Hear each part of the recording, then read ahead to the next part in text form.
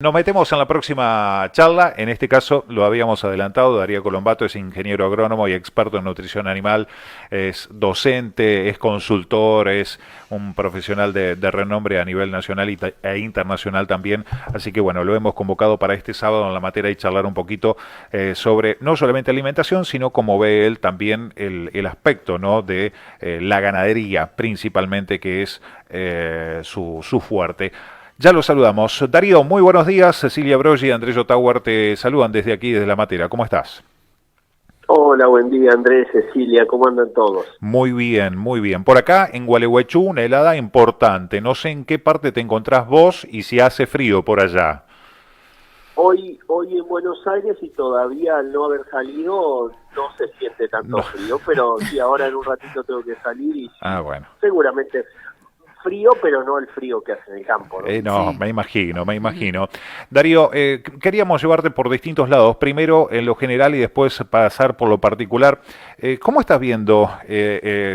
Sabemos que sos especialista en nutrición animal, que tu mundo es la ganadería, pero ¿cómo estás viendo esto de las restricciones a las exportaciones de carne vacuna argentina? ¿Cuál es tu visión?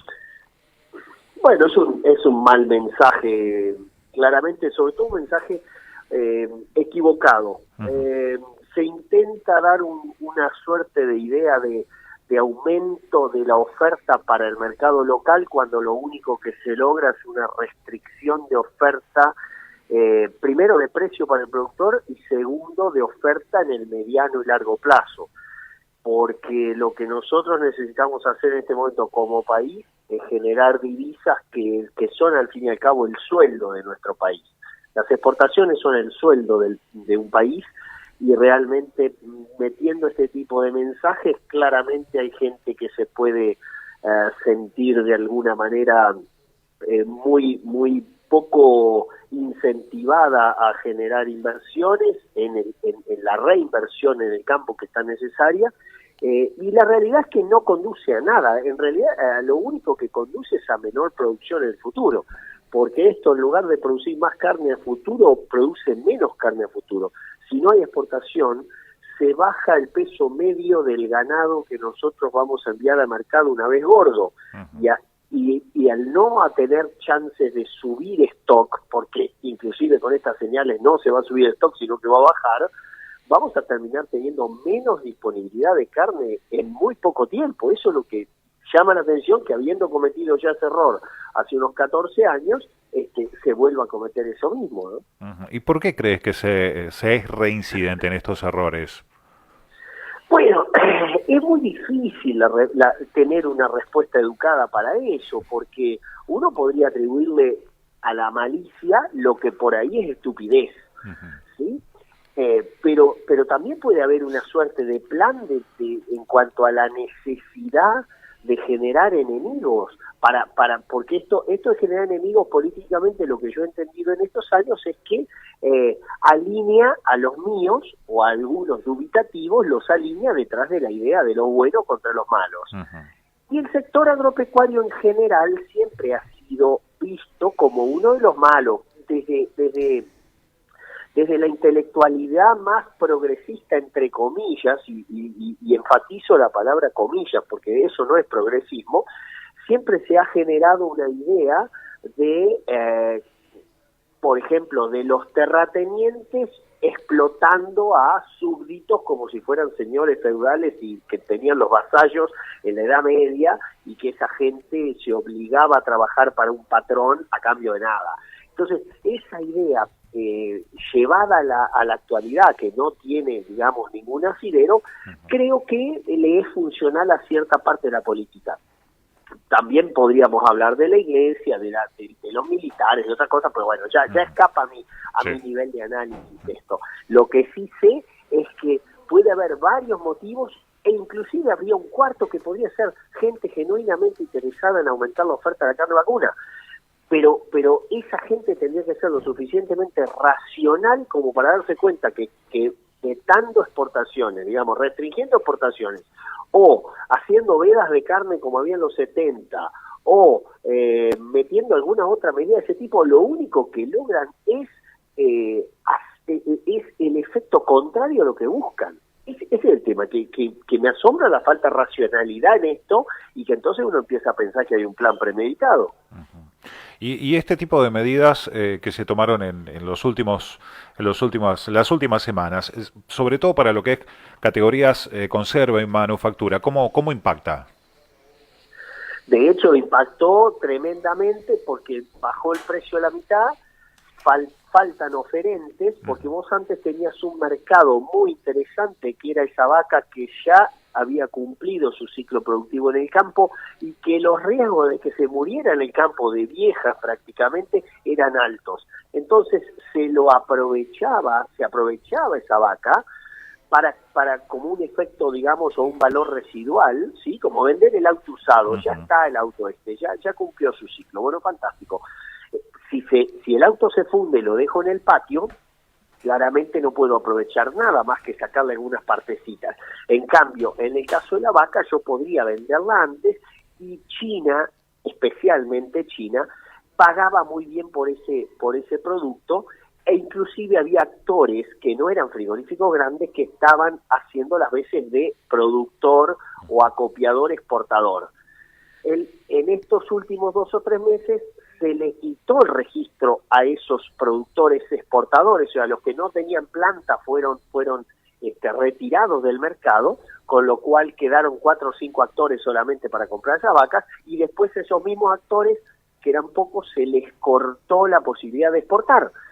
Entonces, resultado, 50% menos de precio y mucha gente que no encuentra quién le compre esas vacas, y estamos entrando a julio, luego agosto, luego septiembre, y va a haber muchas vacas muertas en el campo que tendrían que haber sido faenadas, aprovechadas, y se hubiera beneficiado el país de eso, ¿sí? Porque claro, inclusive vamos a ver suspensiones en los frigoríficos con menor cantidad de gente ocupada. Entonces, ¿cuál puede haber sido la razón para eso?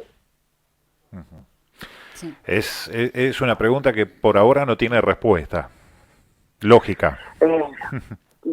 No tiene respuesta lógica, y me preocupa que se haya querido beneficiar a un cierto grupo de exportadores grandes para poder negociar con un lobby de 4 o 5, como pasa con las mineras o con las petroleras, porque es más fácil domesticar y disciplinar a 4 o 5 empresarios que tener por ahí 100 empresarios oferentes. Pero al fin los que pagan el pato, como siempre, son parte de los productores y muchos laburantes, muchos trabajadores, obreros de esa fábrica que no van a tener trabajo para hacer. Justo en este digamos, escenario de hasta hace 2 años que está complicado para el trabajo, ¿no? Seguro. Te llevo a la parte especial o del núcleo, que es tu especialidad, la nutrición en bovinos. Desde el año pasado se viene dando un aumento principalmente en uno de los granos que es fundamental para la alimentación de la hacienda, como es el caso del maíz. ¿Cómo ha impactado esto directamente en lo que hace a la alimentación? Y por otro lado, si sigue siendo rentable alimentar con maíz. Mira, yo tengo una opinión bastante, digamos, como dicen los chicos ahora, polémica, en el sentido que para mí siempre es mejor que el maíz esté caro, porque me odia la mitad de la hinchada. Eso te iba a decir. Esto, pero, sí, pero a esta altura de la vida ya uno no está para hacerse nuevos amigos, sino para por lo menos saber decir lo que piensa o bancarse lo que venga, con tal de tener o mantener una cierta honestidad intelectual. Pero ¿por qué digo esto de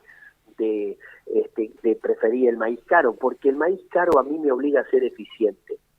Cuando el maíz estuvo baratísimo, que era, por ejemplo, el último tramo de 2015, que el maíz, que capaz no se recuerda mucho, pero el maíz previo al cambio de gobierno anterior, lo que le ocurría es que había cupos para exportación, había una buena cosecha y no valía nada el maíz. Entonces uno encontraba campos donde le daban maíz solo a la hacienda, le tiraban más kilos, total no importaba, si se caía al piso no pasaba nada, total era casi regalarlo.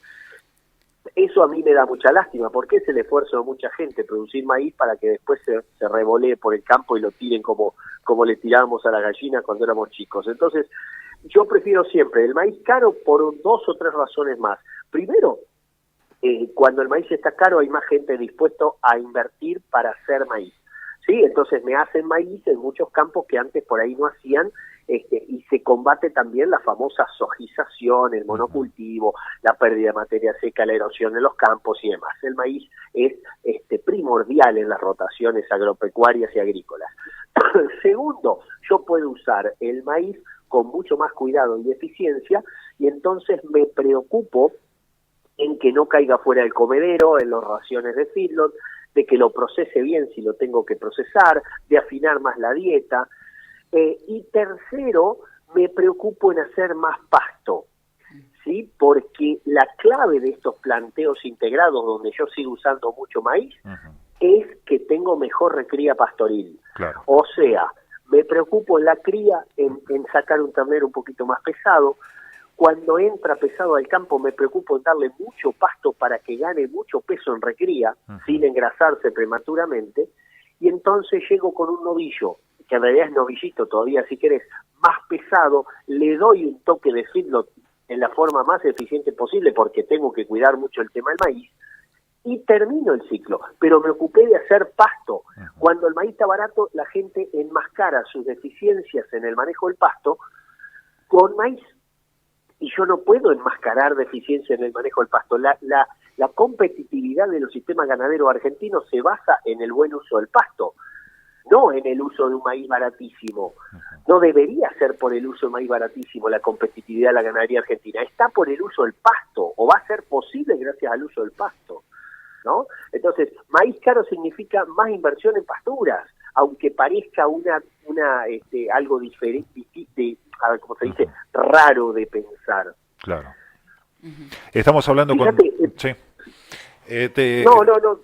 Dale, cerrano el concepto y después vamos a la próxima pregunta, sí, cerrá, por favor. Perdón, Andrés, perdón, realmente lo que yo solamente quería decir que este año pasado, 2020, fue récord la inversión en semilla de pasturas y en fertilizante para pasturas, claro. Y eso porque el maíz estaba caro. Claro. Está bueno eso. Sí. Estamos hablando con Darío Colombato, es ingeniero agrónomo y experto en nutrición animal, quería recordarlo a esto, y quería consultarte al respecto. Precisamente, los productores, ¿son eficientes a la hora de hacer pasturas? Mira, yo creo que cada vez más hay gente muy eficiente. Lo que pasa es que sembrar pasturas ya es una asignatura agrícola hoy día. ¿Sí? Las pasturas que se siembran sobre suelos que tienen potencial agrícola deberían ser sembradas por los mismos expertos agrónomos que siembran cultivos con gran precisión.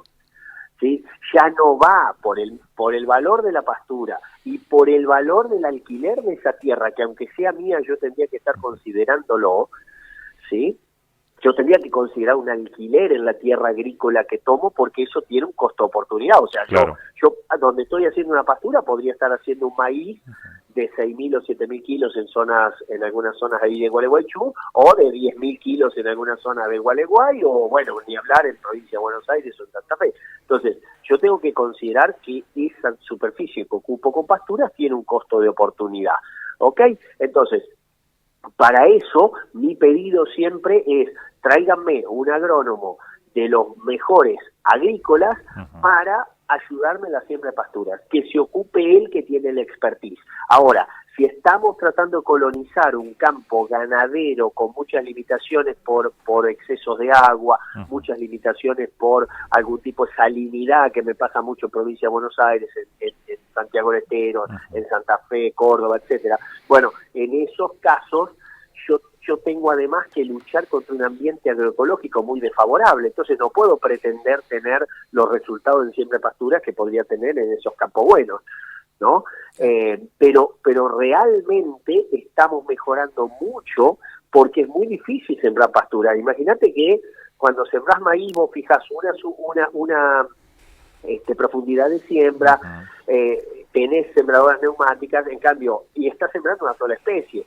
Yo cuando siembro una pastura tal vez de 3 o 4 especies, mucho más no me gusta, es decir, cuando siembro esas especies necesito que la leguminosa esté a medio centímetro y que la gramínea esté a 1,5 centímetros. Entonces tengo que tener maquinaria y tengo que tener un suelo preparado para eso. A veces en siembra directa es mucho más difícil que en siembra convencional el tema de las pasturas, ¿verdad? Claro. Darío, bueno, ¿y cuál es el papel del sorgo, por ejemplo, en el tema de la ganadería?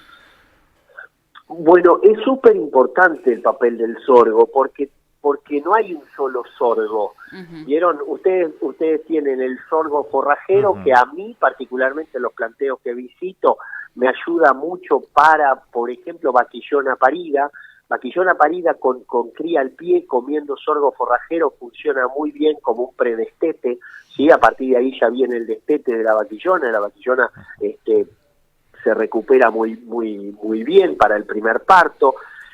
Uso sorgos forrajeros también para puentear verano en lugares donde no tengo alfalfa, o sea, el novillo termina una recría en pastura, ¿sí? Pastura capaz de gramíneas o raigrases o alguna otra especie de gramínea, ¿sí? Que cierra el ciclo hacia el verano, y ahí puenteo con el sorgo y recién entro a corral en febrero para tratar de aprovechar los precios de marzo, abril, mayo, que son siempre los mejores para novillo. Entonces te sirve como un puente, ¿sí? Para el verano, para pastorear en verano. Después tenemos sorgos doble propósito, ¿sí? Que son sorgos que producen algo de grano a la vez de mucha materia seca. El forrajero no produce grano prácticamente, y esos sorgos pueden ser utilizados para hacer silaje o muchas veces para dejarlos como diferidos, o sea, se los siembra y se los deja para ser aprovechados en invierno cuando ya están secos pero tienen grano, y son aprovechados como pastoreo directo, ¿sí? Eso a mí me permite, por ejemplo, liberar pasto natural en otoño y metiendo esas vacas en el sorgo, ¿sí? Es para vacas sobre todo que se utiliza, y entonces permito que rebrote el pasto natural, el sorgo cubre ese bache, y cuando termino el sorgo ya vuelvo al pasto natural que tiene 90 días de descanso, a veces 120, y entonces entran a parir sobre pastizal natural, pero rebrotado de 120 días, descansado todo el otoño, ¿no? Que es lo importante, llegar al parto con buen forraje para que entonces los animales a partir del parto puedan dar leche y recuperarse bien para el servicio. Y por último tenemos sorgos graníferos, que aportan más grano, ¿sí? Tienen mejor relación de grano o de panoja a hoja, y esos también lo que dan es grano que podría ser utilizado para suplementar recrías o para granos en terminación, ¿no? Claro. Que depende mucho del contenido de taninos y bueno, pero ya son unos detalles un poquito más técnicos. Exacto. ¿Y qué pasa con el cobre, Darío? ¿Qué papel cumple en la dieta animal y cómo se utiliza, no? Bueno, es un micromineral y los microminerales se definen porque sus requerimientos están en el orden de los microgramos por día, ¿sí? Miligramos, no microgramos, miligramos. O sea, el requerimiento de cobre de un animal está más o menos en 10 miligramos por kilo de dieta, ¿ok? Ese es el requerimiento que cubre los requerimientos por día de un animal. O sea, está expresado en kilo de dieta, ¿sí? Si una vaca come 10 kilos de materia seca, necesita 10 miligramos por kilo, o sea, 100 miligramos totales de cobre. El cobre es un micromineral esencial que en nuestro caso en Entre Ríos nosotros tenemos algunos problemas por el agua de bebida, ¿sí? Con altos sulfatos muchas veces, o tenemos suelos con alto molibdeno, y tanto el molibdeno como los sulfatos o mismo hierro que están en el suelo o en el agua pueden llegar a ser antagonistas del cobre. ¿Qué quiere decir antagonistas? Que no dejan que el cobre se pueda absorber a nivel del intestino. Por eso, junto con los veterinarios, ¿sí?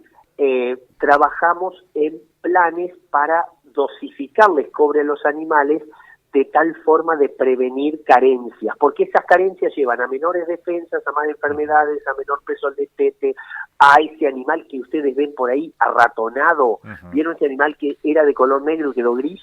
Sí. Que no es que quedó canoso por viejo, sino porque una de las sintomatologías de la carencia clínica de cobre es algo que se llama acromotriquia, que es que el pelo pierde esa coloración, el folículo piloso nace y queda sin esa coloración negra, sino que se queda color gris.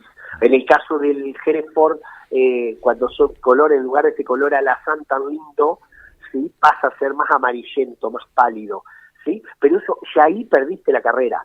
Entonces, junto con los veterinarios, y ya cierro con esto, lo que proponemos siempre son planes de dosificaciones inyectables de cobre en momentos claves de la vida. Un momento muy, muy clave de la vida es el preparto. Ajá. Le damos cobre a la vaca que está a 3 meses de parir, entre 2 y 3 meses de parir, le damos cobre a la vaca para que a través de la placenta le llegue cobre al hígado del ternerito. Entonces el ternerito nace con el tanque lleno de cobre, el cobre se estoquea en el hígado, ¿sí? Y hasta los 90/100 días tiene cobre disponible el ternerito a través de su propio hígado. A partir de esa edad ya tendrías que pensar en dosificar al ternerito de alguna manera, sea inyectable o sea oral, claro, pero siempre bajo cuidado veterinario. Y es algo que siempre tiene que estar incluido en la dieta del animal, el cobre, o en estos casos específicos, digamos. Mirá, siempre tendríamos que chequear cuáles son nuestros requerimientos yendo de mayor a menor. Claro. Y como ustedes decían hoy, de lo general a lo particular. Primero produzcamos pasto, ¿sí? Porque yo después con inyecciones no arreglo a nadie si no tengo pasto. Yo necesito energía, necesito proteínas, necesito primero las grandes cosas. Por supuesto, agua en disponibilidad de calidad y cantidad, ¿sí? Agua de bebida, que es el principal nutriente. Muchas veces nos olvidamos que en nuestros casos nos vamos separando en los campos o compras un campo o alquilás un campo que era de agricultura, entonces la aguada está destruida y en realidad la aguada es lo principal que tenemos que tener listo para cualquier campo ganadero.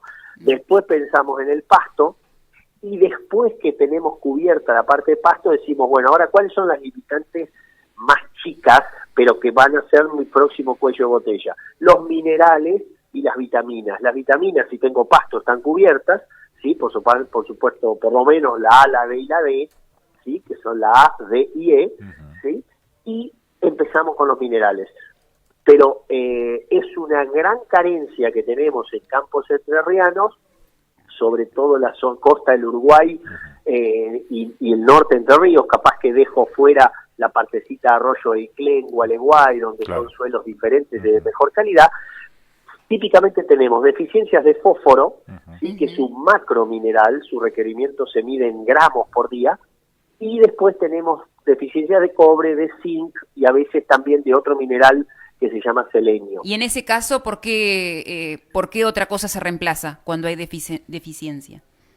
Bueno, típicamente cuando tenemos deficiencias de fósforo, como el requerimiento es en gramos, no lo podemos dar inyectable, porque no hay forma de darlo, digamos, de dar tanta cantidad. Entonces, ahí se utilizan sales, ¿sí? O suplementos conteniendo fosfatos, que es la fuente de fósforo que mejor asimila al animal, ¿sí?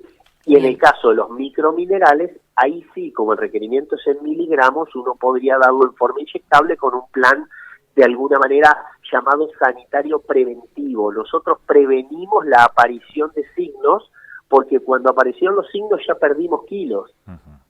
Y hoy la inversión en veterinaria preventiva es prácticamente irrisoria, o sea, es muy poquito el dinero invertido para el beneficio que tenemos, ¿sí? Por eso es tan importante tener un asesor profesional veterinario lo más independiente posible para que le pueda armar un buen plan sanitario. Yo aclaro, no soy veterinario, sino que trabajo con veterinarios todo el tiempo en todos los equipos que formamos, ¿no? Seguro.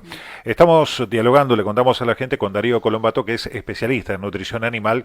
Y Darío, la próxima consulta es, ¿qué hoy por hoy, qué es lo que se utiliza para buscar las deficiencias? ¿Los análisis en los animales o los análisis en suelo?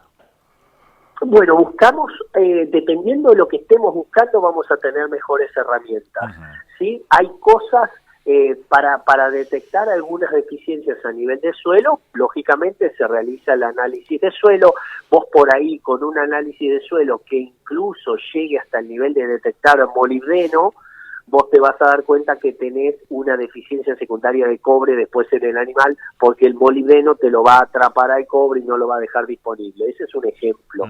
Pero después tenemos algunas herramientas a nivel del animal, como lo más simple, pero que no es necesariamente, digamos, no es imperativo que se haga, pero muchas veces con los veterinarios se realiza un análisis de sangre en los animales y hay cosas que se detectan por ahí. A ver, para el caso del cobre se detecta la actividad de la ceruloplasmina o se detecta algún tipo, una enzima, que es una proteína, que está asociada al metabolismo del cobre.